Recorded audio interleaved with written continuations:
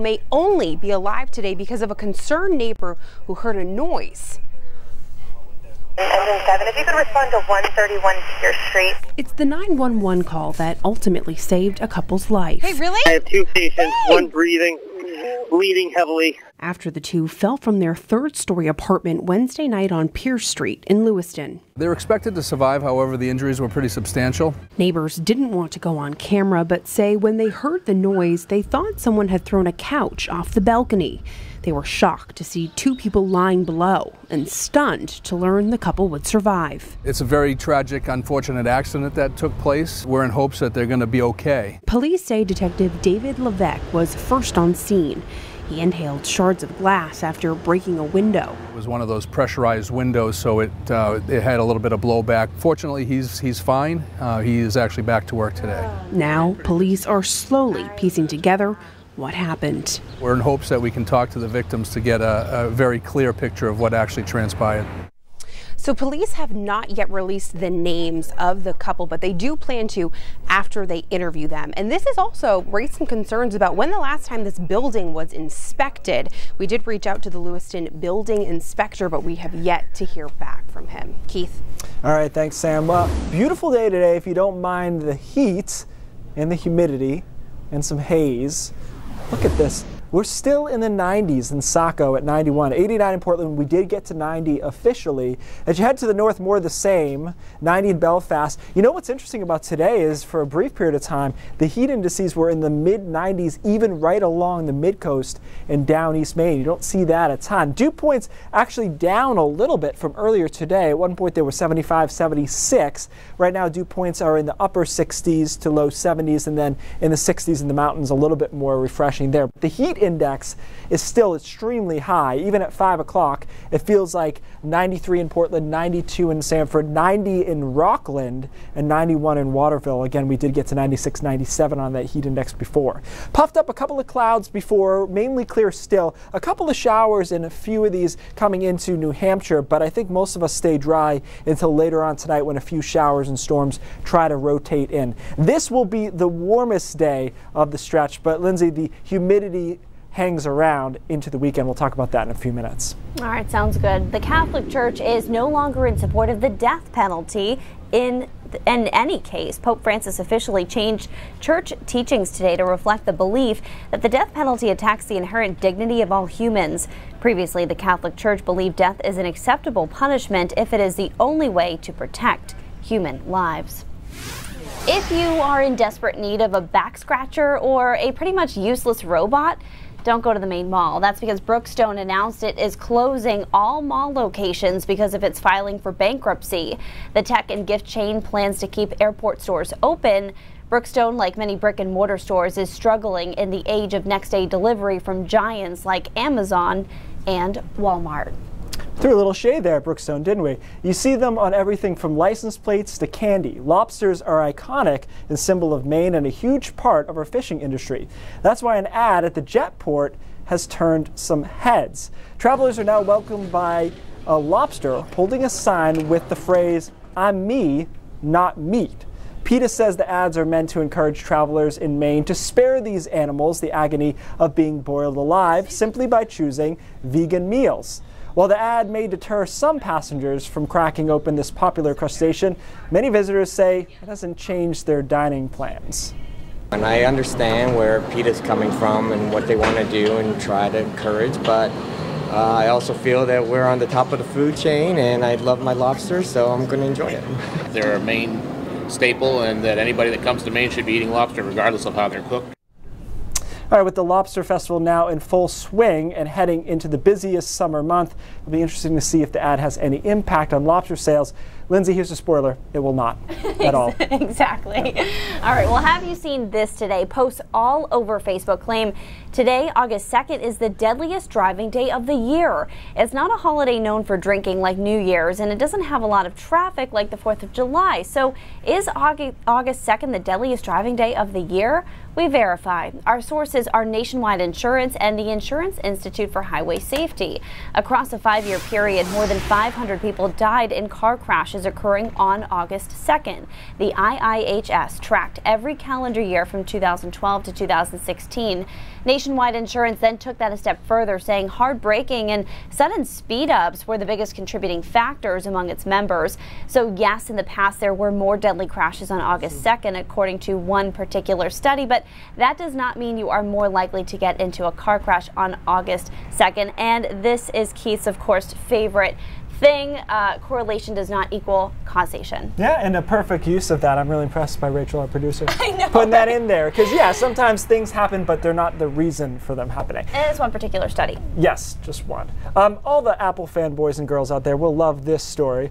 Apple is the first American company to hit $1 trillion in market value. Just briefly, the share price was $207.05. iPads are great for your mom and dad. MacBooks have helped many a hipster write a novel at Starbucks. But the financial experts say the company can thank one product for its huge success. That is the iPhone. I heard you slip in a little Dr. Evil there. Yeah, you remember that? Yeah. $1 million, it's not that much at this day and age. Exactly, and soon 1 trillion won't be either. No. All right, a group of teens untagging the city of Portland. There's aerosol artists, and then there's taggers or graffiti vandals. The community service helping kids get back on the straight and narrow. And why would you pay someone to help your kid play more Fortnite? Parents are actually doing that. Next.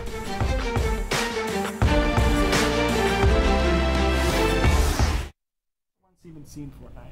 I haven't either.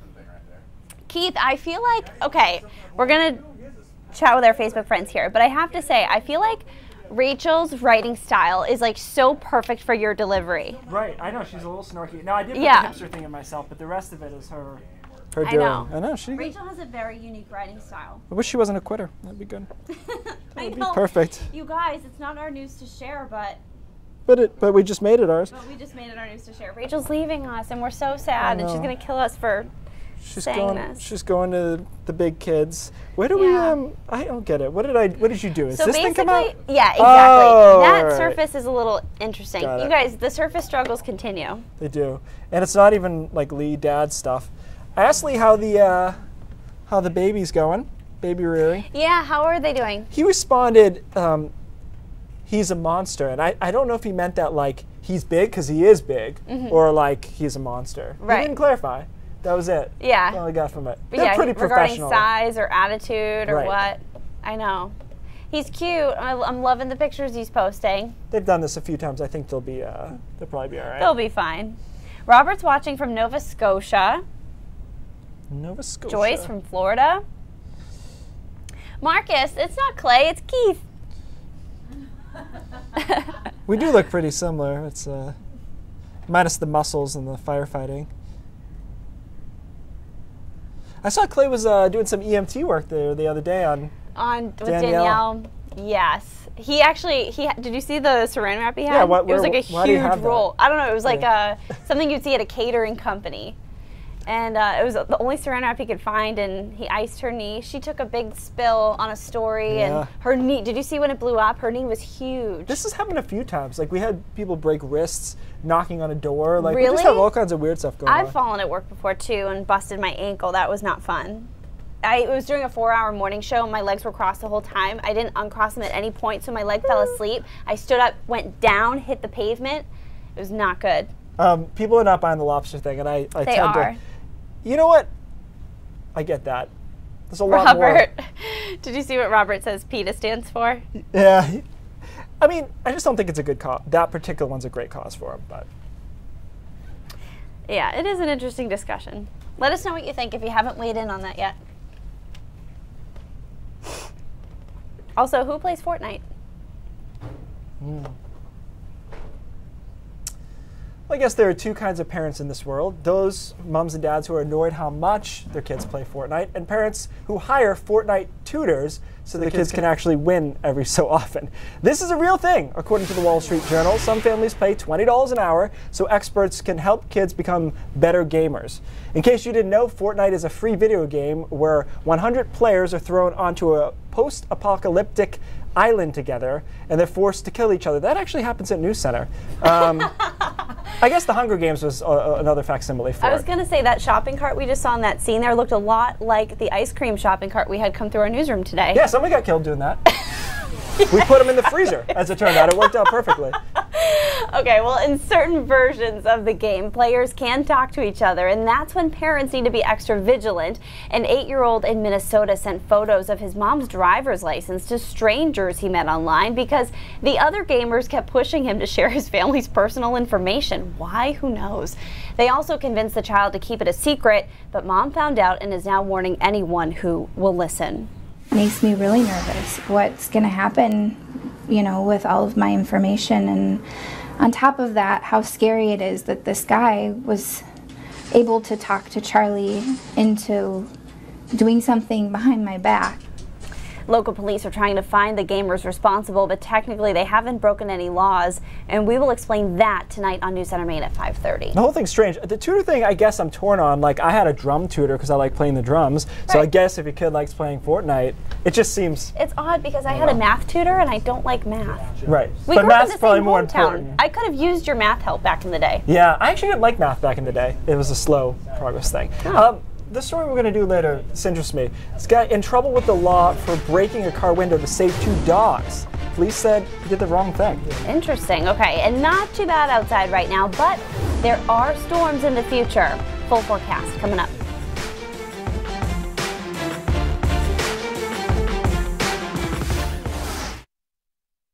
Story. Lindsay keeps tape. So guys, let's ask you what you would do. If you see in a parking lot or somewhere where a car's parked and you see a dog in the car, windows up on a hot day, what do?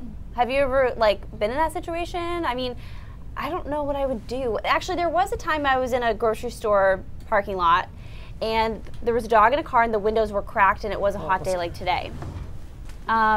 Luckily, I saw the person coming back to their car, so it wasn't a very, very long time. Weathers, but what do? Do you call police? Do you call animal control? Do you call the shelter?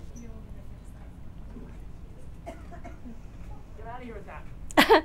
Roy says Fortnite used to be when you would make forts in your bedroom one night a week. Yeah. I liked video games, but it was a little different age. Did she say we had time to make up, or which way are we going? I think time to make up. Oh, yeah. So I think that's good. We'll be fine.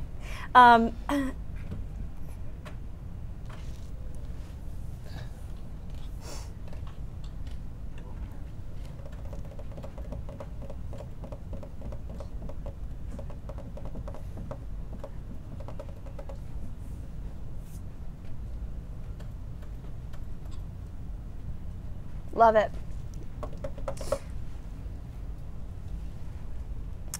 Mark wants to know, Keith, if there's anything that you can't do. Anchor. I think you're doing a great job. Yeah, reading the words. It is a skill. No, it doesn't even sound like you're reading, which is like She gave me all the fluff stories. You don't want me to. No. You don't want to come in with 12 murder today. Here's the news. Although luckily Maine is a more positive news place in general. Yeah. Like if lobsters are your biggest problem, that's good. Right. It's a good problem to have. But yeah, the lobster thing. Portland Press Herald did an interesting editorial on it where they basically were like, PETA fights some good battles, like the cruelty of animals, and this is a very sustainable thing that we do here. So maybe it shouldn't be your #1 priority to talk about. Because lobster fishing in Maine is pretty well sustainable, regulated, Right. I get it, you're boiling them alive. It's part of the fabric of Maine. Right. I mean, it's just, it's what makes Maine Maine. Since Japan's doing it and Iceland's doing it more. Yeah. It's actually illegal. Well, they do a lot. They do a lot of different, Yeah. Well, right, but you should focus your ideas on the endangered species, shouldn't you? You're not going to get people to. You're not going to get people to Maine and not eat lobster. You'll get this reference, Keith. When there's something strange painted on the side of your building, who are you going to call? I did. Graffiti Busters. Probably sang it, but that's okay. Graffiti removal is costing Maine's largest city tens of thousands of dollars each year. Kids and teens who owe community service hours to help clean up Portland. As far as court orders punishment go, it's actually not that bad. I threw a party at my house. This 17-year-old's party got busted. It got a little too out of hand and the police were called. To complete his community service, he turned to the Graffiti Busters program. It's been super busy. And the program could definitely use the help. People are very inspired to go out and tag right now, I guess. Maybe it's the nice weather. When local businesses or buildings are targeted by tagging, Tim Delahunty and his team move in. Not only are they helping the Portland community, the teens are getting something out of it too. The property owners and even passersby are very appreciative, and they get that positive feedback, which for a lot of kids who've gotten in trouble a lot, that's the first for them. 97% of kids, teens, or young adults who enroll in Graffiti Busters do not re-enter the juvenile justice system. They're talking about how they got in trouble, what led up to that, what they might do differently next time. So there's a lot of self-reflection, but more importantly, they're finding value in good work. Together, the teens are tackling a costly problem. Graffiti in Portland is costing tens of thousands of dollars. Over the last year, they removed more than 13,000 square feet of graffiti. For teens like Tyler, it opened the door to other rewarding ways to give back. Earlier today, actually, I went up to a farm, helped harvest some crops, and brought it back to a food co-op.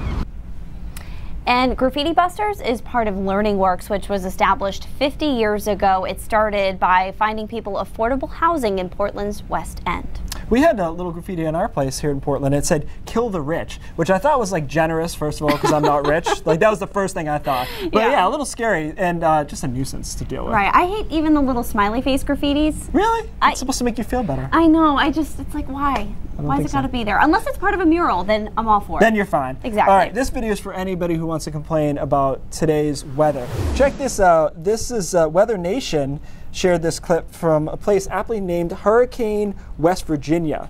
There's a woman here casually putting her cart back in the cart holder thing, which nobody does. We give this woman a lot of credit for her perseverance. Yeah. You know what it is? She's probably had a cart slam against her car, and she's not going to do that. She's unfazed. She's not going to do it to people.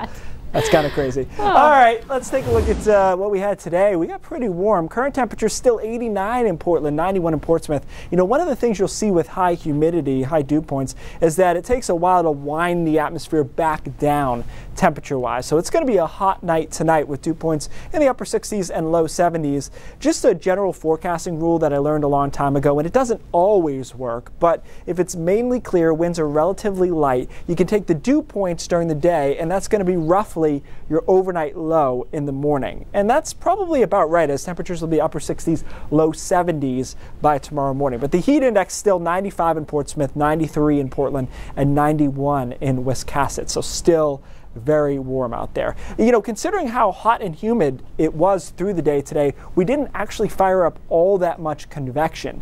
Typically when it gets this hot and humid, it heats up the air mass close to the ground. It goes up into the atmosphere and turns into a lot of clouds, but we didn't see a ton of that today. The atmosphere was capped, so just a few sprinkles out there to our south and west, but most of us stay dry until later on tonight, and even that, it's just a scattered shower or thunderstorm.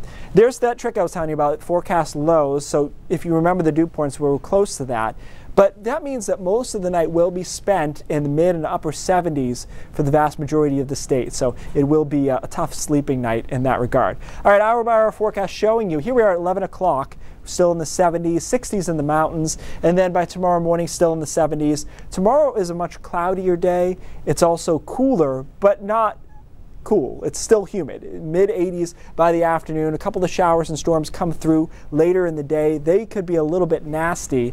And then the showers continue Friday night and through part of the day on Saturday. We start with clouds on Saturday, end up with more showers and storms flaring up here during the afternoon. Looks like we should be okay in the morning though on Saturday. After that, an early sprinkle on Sunday, and then we clear out quickly. Sunday midday, Sunday afternoon, and into Monday all look good. So the trend continues here in which we have high humidity and a chance of showers and storms. Now I like Sunday afternoon, I like Monday as well, and then Tuesday some thunderstorms in there. Looking forward, we might be able to break the heat by next weekend, so not this one, but the one after. But overall, looking at the mid-range pattern, It's a warm one, as it should be in August, but maybe anomalously warm for the first couple weeks of August. All right, so the temperature is still pretty hot, still pretty concerning for people who maybe forget that their kids or pets are in the car, and it's a conversation that we're actually having right now on our Facebook and YouTube live streams. I want to read a couple of the comments now. Cindy says she would break the window for a kid or a pet if she saw them in the car. Heather says break the window if they're in there more than 10 minutes. There was an interesting one. Someone said, Tara said, take a screenshot of the temperature outside, take a picture of the dog in the car, kind of document it before you take action. It's not humane to leave any live creature in a hot car with no airflow. So we're getting a lot of great responses from you guys now. I think it seems like common sense, but I know not all the laws are written equally when it comes to this. I would say, what's the fine? Exactly. I'd probably take it, considering what it would be like if you didn't do it, right? Right. And so far this summer, we've already seen too many reports of children and pets dying in hot cars from all over the country, which is why this next story did catch our eye. Yeah, so many of you are talking about it, as we just showed you. You can see some of those on our Facebook comments there, but a man from Ohio will have to defend himself in court after he shattered a car window to rescue 2 dogs. And police say he should have waited for them. Richard Hill loves dogs. His receipt says he checked out of Walmart at 4:04 on Saturday. When he left the store, he noticed people standing around a car concerned for 2 dogs inside. One of which was a 2, maybe 3-month-old Dalmatian. Hill says one bystander called 911 while another went into Walmart to ask the vehicle owner to come out. Did not know how long it was going to take them to get there, and I really felt that that puppy needed to get out. I needed to see if that puppy was okay. Hill, a contractor, took a hammer from his van and broke the window to rescue the dogs. Moments later, police arrived. The officer told me that I should have waited, that I had no right to break that window. We don't condone leaving animals in cars, but what's reasonable and what's unreasonable.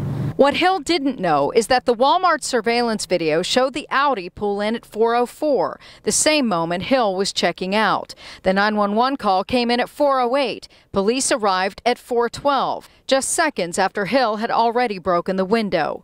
Officers cited him for criminal damage, but Hill truly believed he was doing the right thing. This situation right here is what deters people from actually stepping up. That's going to be up to a judge to determine whether or not, if he, acted in good faith or not. And a man would have been in the right and protected if he'd met a very specific set of criteria, but because the dogs were there for less than 10 minutes, police say his actions were unnecessary. So a lot of you were actually correct on Facebook, saying that you would wait 10 minutes before breaking the window. Seems fair, but on the contrary, what was his other motivation for breaking this window? Did he steal anything out of the car? Right. Did he, you know what I mean? So you talk about good faith, why else would he break the window? And 10 minutes, by the way, it gets hot fast in a car, depending on the temperature. Can it get deadly hot that fast? Yeah, actually, we should do that tomorrow for Brain Drops. They have a chart. They've done studies on this kind of thing. In the meantime, we keep track of our best posts on Facebook every day. It's like instant job performance reviews, whether we like it or not. And this is today's most shared post. A dog photobombing mom and dad's wedding vows. I got a bunch of you talking and sharing some of these photos. We love doing these kind of things. Liam likes doing the pet emoji poll. That just kills. If you do the emoji poll plus the pets, he's shaking his head. That's it. 2,000 shares.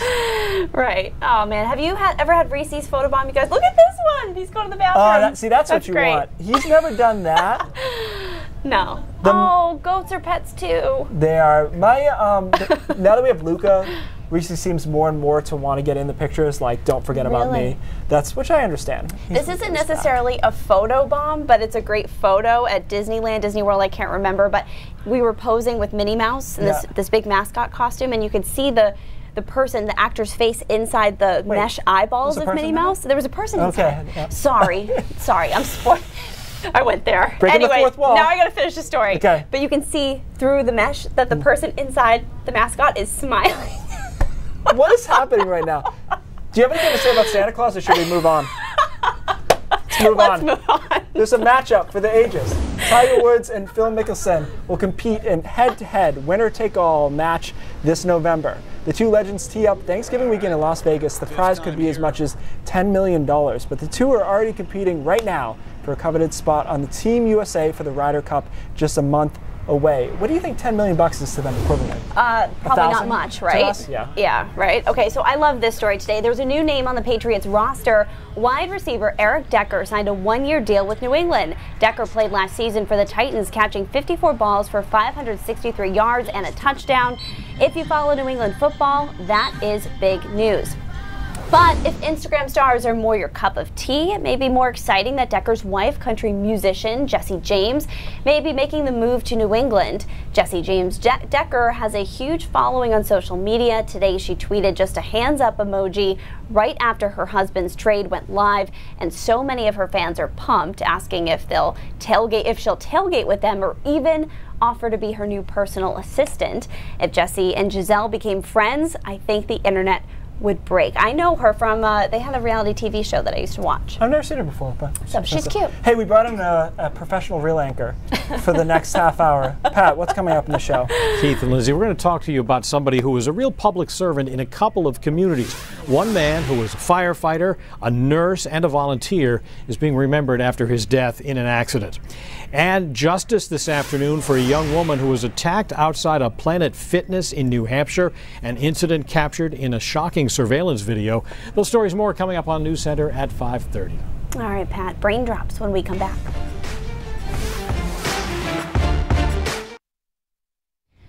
All right, friends.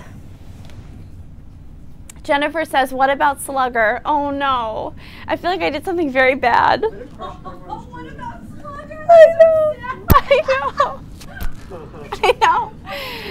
I know. What did I do? Breaking the fourth wall for sure. Paul says, so back to the kids and dogs and hot cars conversation. Paul says absolutely not. There are some states where it's against the law to break the window. Sometimes doing the right thing is not always the right thing. Yeah, but I mean, so if it's indefinitely the illegal thing to do, you just let a dog cook in there? Right, I know. When it's life or death, you got to take action. It would be interesting to see what temperature does it need to be for the car to be dangerous in 10 minutes. My guess is 95-ish. Where was this? Ohio? Was it Ohio? Yeah. Yeah. It's possible. Sometimes when I get in the car and I use Waze to get to my destination, Waze will send me a notification that's like, do you want to set a reminder to check the back seat if you have like precious cargo? I forget what the exact wording is, but I'm like, that's really cool. I like that. That's really cool, because you never know. Rachel, did you typed out the question or the email? Ooh, I love this. So we're circling back to. No, I'm not that good. Oh. This is actually the wrong graphic. Oh. That would have been good though. That's why I asked her if she had the other one.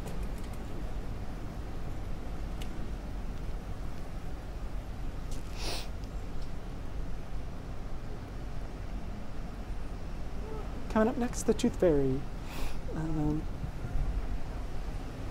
Hey, JR. Seth, can you just make sure Rachel knows this isn't right? I think she does. That the graphic behind you? Yeah.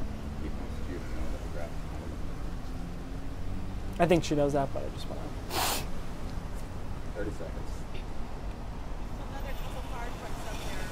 Okay, I figured you would, but. Okay, did we have the email from the woman or not? Talk about what happened, and then at 6 o'clock they can use the VO. What do you want to do? We can do that. We sweat it out, Rachel. Yeah.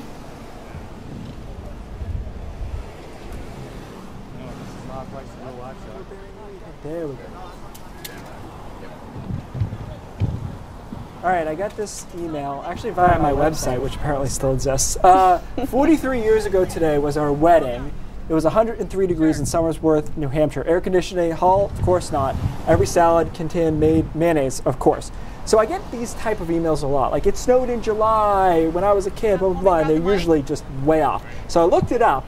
Sure enough, Gail, I did you wrong. 102 officially in 1975 on the 2nd of August, which would have been their wedding day. Congratulations, by the way, on 43 years. And this is in Durham, New Hampshire. So it really struck me as interesting because I look so many of these up, and I've gotten a lot. Hey, we got 15 inches of snow on October 3rd, and almost never is the actual, you know, statistical reality. But Gail has got it. In fact, it was 103 in Portland, Jess told me, and that was the warmest we've ever been, was the same day in 1975. I'm curious to know what the answer is to her question, though. Was she asking something about mayonnaise and if it was too hot? I think she was basically saying everything's spoiled in the tent. I got you. Wedding memories. Okay. Yes. Thanks, Keith. News Head of Maine at 5:30 starts right now.